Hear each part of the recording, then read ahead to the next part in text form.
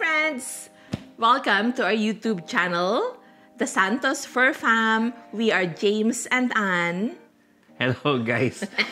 Magandang gabi, magandang umaga, magandang tanghali kung nasaan man kayo nanonood. Yes. Today's sit-down conversation is something very personal. Pero relax lang tayo guys. Chill lang tayo about tayo this dyan. Pero sit-down conversation. Ito yung first sit-down conversation namin dito sa aming YouTube channel. If you're new here, welcome sa aming channel. Thank you for following our journey.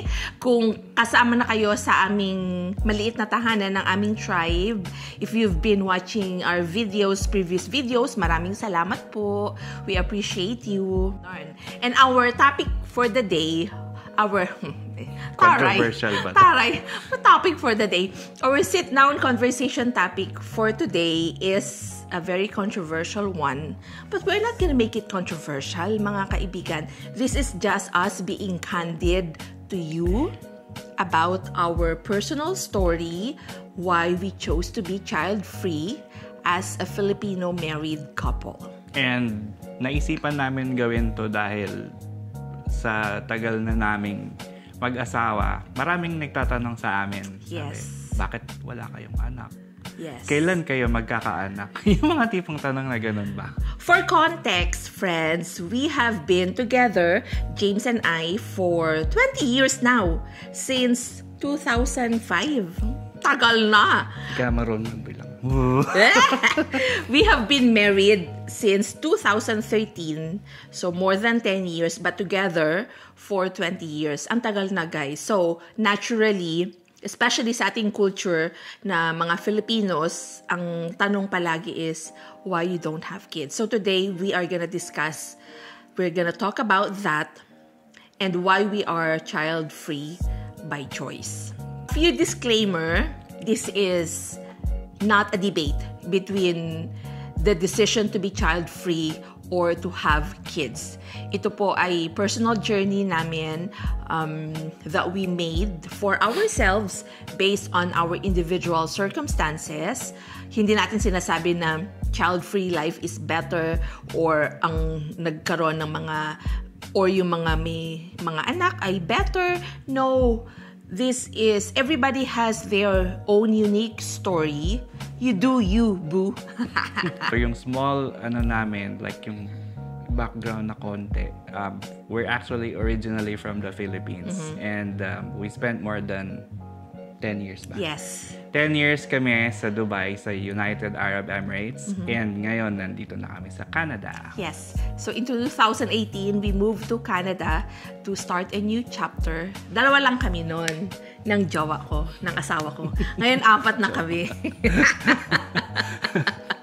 So yeah, and we are based here in New Brunswick in Canada, in the Atlantic part of Canada. So if you're a Filipino, alam mo yan, you probably know the pressure pagka may nag-asawa ka na, ang susunod dyan, anak. Kailan kayo magkakaanak? Yun ang susunod na question. Yes. Parang ano yan may timeline. May timeline siya, and sa culture nating mga Filipinos, talagang tinatanong talaga yan. Let's say pagka nag-asawa na kayo, ang una mong maririnig ay kailan kayo magkakaanak. Yes. Sayang naman, bata pa kayo. Ganyan. We've heard them all. Marami na kami narinig na iba't ibang opinion at iba-ibang comments. But you know, that's okay. That's human nature, hindi ba? Here's the thing. Choosing to be child-free does not mean we are less happy or less fulfilled in life. We still have the same problems, same everyday na gawain sa buhay, ganon. Iba-iba lang tayo ng circumstances and iba-iba lang ng color ng buhay, So, ang cultural pressure is very real pagdating sa pagde-decide whether to have kids or not. Speaking of cultural, since nandito kami sa Canada ngayon, nung nasa Philippines kami, marami kaming naririnig na ganun. But sa North America siguro, hindi lang sa Canada, they won't actually ask. Yes. Yeah, hindi nila diretsahan. Hindi nila. Or not even, they're not even gonna talk about it. Hindi ka nila tatanungin, bakit wala kayong anak? Or hindi nila tinatanong yung mga bagay na ganon. So, mga ganon. Parang nakakapanibago nga kasi parang, tahimik. Wala nagtatanong sa amin kung, may anak na ba kayo? Ganyan. Which is, tama yung sabi mo kanina, it's a cultural thing. It's a cultural thing. Yeah. Kasi kumbaga parang, especially sa mga Filipinos, part of the culture yan parang sa timeline, hindi ba automatic yan? After ng marriage, anak na ang kasunod, tapos magpapalaki kayo ng mga anak. Ganun yan. Parang may stages ang buhay. And if you don't follow that timeline, di ba, parang that's when people start asking questions. Sometimes with judgment, sometimes out of correct. Curiosity. Oo. And then, marami kang maririnig na, let's say, sa totoong buhay, ito marami kaming narinig, dapat ganito, dapat ganyan. Basta maraming comments na, like kung, minsan kasi, naiisip na lang namin na minsan parang nakakainis din, no, kapag sobrang naririnig mo na palagi parang okay, pwede bang sabihin na lang namin na hindi hindi, parang bakit wala kayong anak? Kasi ayaw namin. Parang ang hirap kasing magpaliwanag, parang hindi naman dapat namin i-justify siguro na. Yes. And at the same time, 'di ba? Ito rin minsan dati when I was younger, ito rin yung lagi kong nafe-feel whenever somebody asks us bakit wala kaming anak. Gusto ko rin ibalik yung tanong, bakit kayo nag-anak? What made you decide to have kids? No, that's a valid question. That's not tama yun. Curious din ako because bilang somebody like us as a married couple na nag-decide na hindi kami anak, gusto ko rin, I'm genuinely curious. Why did you decide to have kids? Yun ba talaga yung desire mo sa heart mo? Or just because parang part na siya ng na dapat ganito agad? Dapat pagka kinasal ka, magkaanak. Pero guys, meron akong i-disclose sa inyo about this topic na dinidiscuss namin ngayon. Nung kami ay magjowa pa lang, pinag-uusapan na namin, let's say, parang inassume na namin na, kami magkakatuluyan talaga. Ganyan. So, pinag-usapan na namin yan magmula pa noon na, sa tingin mo ba, gusto ba natin mag-anak? Or yes, or hindi. Or hindi. Because that's a very important question to ask when you start dating somebody, hindi ba? Especially kapag alam mong nagiging seryoso na ang relationship. And yes. Meron pang isa kasi parang nag-jive kami na eto yung topic. Tatanungin ko siya about kids. And ang maganda naman dun nasa parehong level kami about that topic. Yes, it's very important. Kasi syempre, sa buhay ng mag-asawa, dapat talaga pinag-uusapan yan early on in your relationship, even before marriage. Especially before marriage. Kasi very important decision yan that you are gonna make together as a couple, hindi ba? Kapag hindi kayo aligned ng inyong values, ng inyong priorities, magiging problema yan for sure sa inyong marriage or sa inyong relationship. And having kids, making the decision to have kids is not something that you should take very lightly, hindi ba? And at the same time, hindi rin namin ito tinake lightly, the decision to not have kids. Hindi. And then, yes, maraming conversation. Marami kaming pinag-usapan about that topic, and meron pa kaming isang ginagawa every year nung mag-asawa na kami. Ang ginagawa namin is every year we parang may check-in. May check-in kami. So, same pa rin ba yung decision at gusto ba natin o hindi talaga? Oo. Kasi syempre, okay ka pa rin ba? You still don't want kids. Dapat pa rin kayo noon? Parang aligned pa rin kayo sa decision na yon. Ang mahirap doon, pag yung isa sa inyo, iba na pala yung gusto. So, anong mangyayari? So, ang ginawa namin para hindi kami maguluhan, tinatanong namin ng isa't isa. Yes. Do we still want the same thing? Yes. Tao din naman kami, guys. Malay mo, banda-banda yan. Ay, hindi pala. Gusto na namin palang magkaanak. O yung may isa na may gusto na. Kami ni James, we've always been unconventional from the very beginning. Talaga ako, very unconventional kami pareho when it comes to life. Na sometimes, syempre, hindi rin... I know our family supports us no matter what. Pero syempre may expectation bilang sa family nating mga Filipinos na dapat ikasal kayo sa simbahan. We did not choose to do that. Hindi kami nagpakasal sa church. So we got married through civil rights. Civil rights in Dubai. Philippine Consulate. Sa Philippine Consulate, attended by 15 people, including us. So, yung 13 people doon are very close friends and family members. So, dalawa kong tita, first cousin ko, and close friends namin ni James sa Dubai. And that was very intimate, Sipin mo, very tagal memorable. Na pala nun, Yeah, that was 2013. 13, Oo. yes. And we've always made it a point in our relationship to ask each other what we want in life, how do we want to proceed with our life, and ano yung life na na-envision namin for ourselves, for each other. And one of the decisions nga we made early on is to not have kids. We love kids, guys. Disclaimer again. We love kids. I'm the cool aunt of my nephews and nieces kasi malaki ang aking family. Si James maliit lang ang family nito pero damay-damay na rin siya.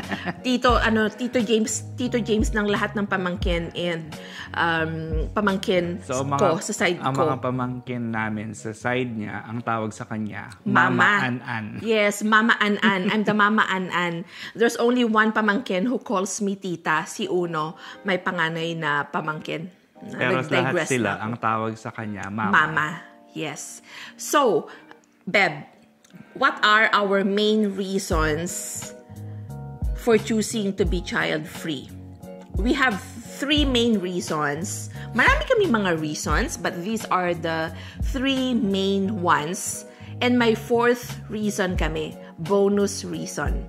First reason namin is freedom. For me and James, very important sa amin yung freedom to design our life, and that includes us being able to travel whenever we want. Yung maisipan lang namin, go tayo sa ganitong lugar.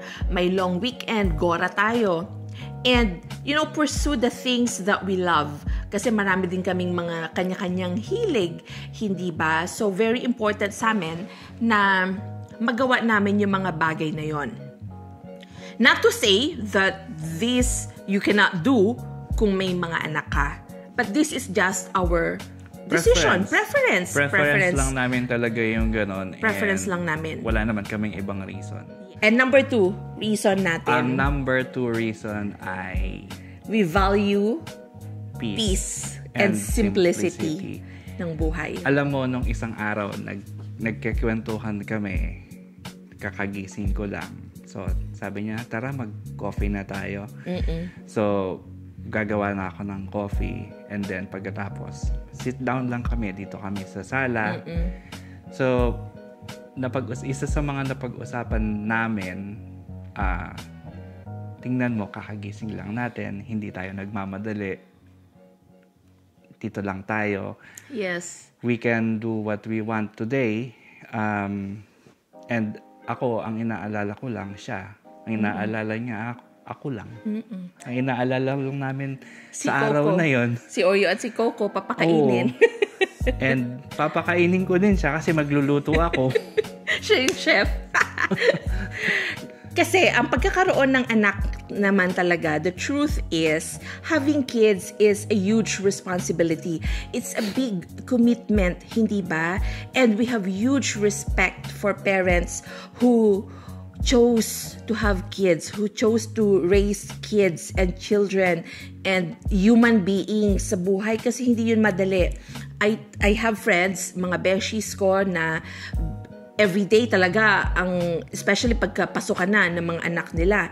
Hindi siya biro na magkaroon ka ng anak because you have to wake up early, you have to prep their food, their school.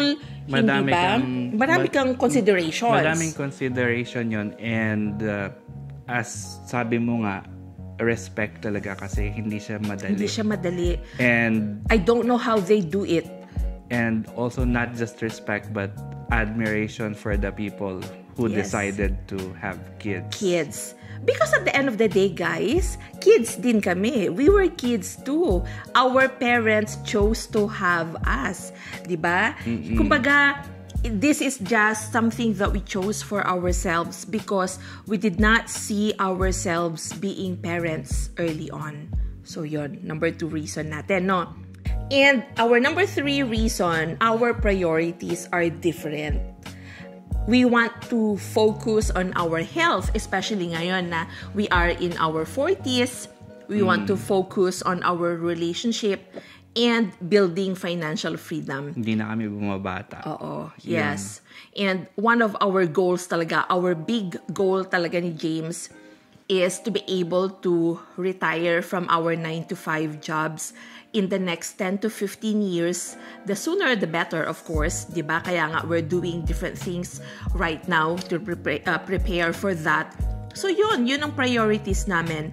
Again, when you have kids, your priorities are also different. Hindi ba? Magkakaibang priorities based on your on your decisions in life or your circumstances. Iba ang priorities ng mag-asawang may anak at mag-asawang walang anak. Definitely.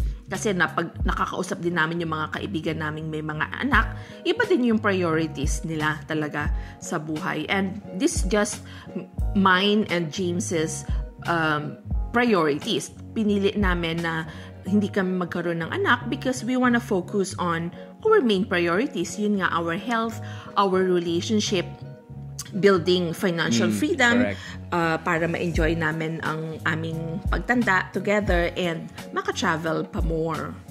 Ganon. And yung aming bonus reason. Aming bonus reason, guys. 2 big bonuses. Ang aming dalawang malaking gifts sa buhay namin talaga and culmination ng aming Canada journey, ng aming journey dito sa Canada ay si Oreo and si Coco. Hindi namin sila maipakita ngayon dahil naglalaro sila andun. Oo, and camera shy daw sila. Camera shy daw sila. Pero sa mga susunod na videos namin, makikita nyo sila. And they are everyday on our shorts, mga kaibigan. Yung mga shorts namin sa YouTube, puro sila. Sila lang yung nandoon actually. Yes.